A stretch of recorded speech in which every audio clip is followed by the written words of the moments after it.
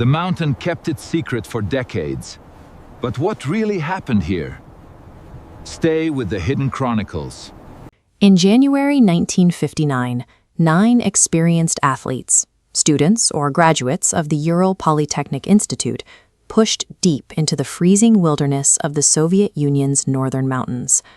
Originally the group numbered 10, but 5 days into the trek, Yuri Yudin developed a debilitating nerve condition in his leg and was forced to turn back. His illness made him the expedition's only survivor. Recovered camera film depicts a high-spirited, functional team documenting every step of their journey for their university sports club. These were disciplined technicians traveling with standard-issue gear at the peak of the Soviet industrial era. This documented harmony and technical expertise sets a clear baseline. Whatever destroyed them was an external force, and one that behaved in a highly unusual way. When a search party located the campsite on February 26th, the state of the tent immediately signaled a disaster. It was partially buried, with the heavy canvas slashed open from the inside out. Outside, a trail of footprints led toward a nearby forest. In temperatures of -30 degrees Celsius, these survivalists had fled their shelter wearing only socks or walking entirely barefoot, leaving their boots and heavy coats behind. It took months to recover all the bodies. Some had frozen to death under a cedar tree, while others were found in a deep ravine with massive internal crushing injuries to their skulls and chests. One woman was missing her tongue, others wore clothing showing trace amounts of radiation. This vacuum of logic fueled 60 years of increasingly extreme theories, ranging from secret Soviet rocket tests to attacks by local wildlife or even a Yeti. The true cause of the tragedy lies in the intersection of mountain physics and human survival instincts. Modern scientific analysis suggests the hikers inadvertently triggered the event while preparing for sleep.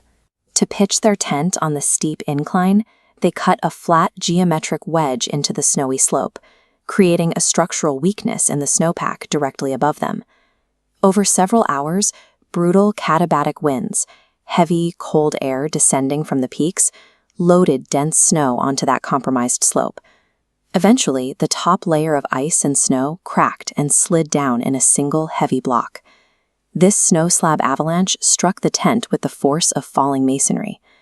Because this was a localized, block-like collapse rather than a massive, cinematic powder cloud, investigators in 1959 failed to recognize it as an avalanche. The mechanism that triggered the flight remained hidden for decades. The immense weight of that compacted snow slab accounts for the internal trauma. It crushed chests and skulls instantly, pinning the hikers in the dark.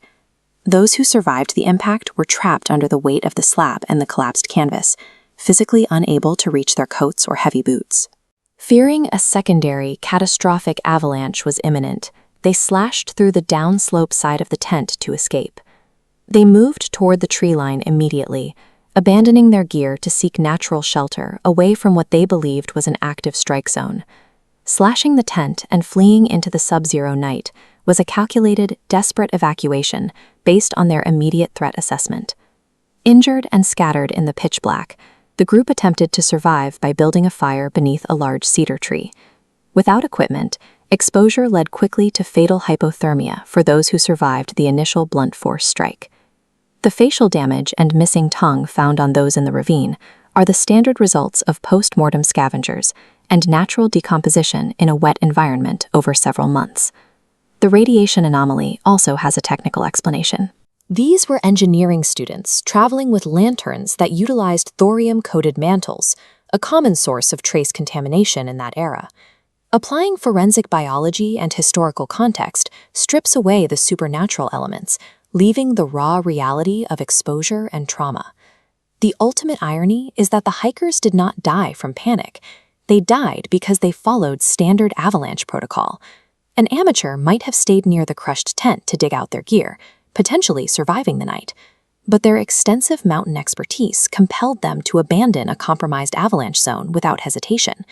The mountain weaponized the hikers' own logic against them, using a minor snow disturbance to turn their professional survival instincts into a fatal mistake. For more mysteries hidden in the pages of history, subscribe to the Hidden Chronicles.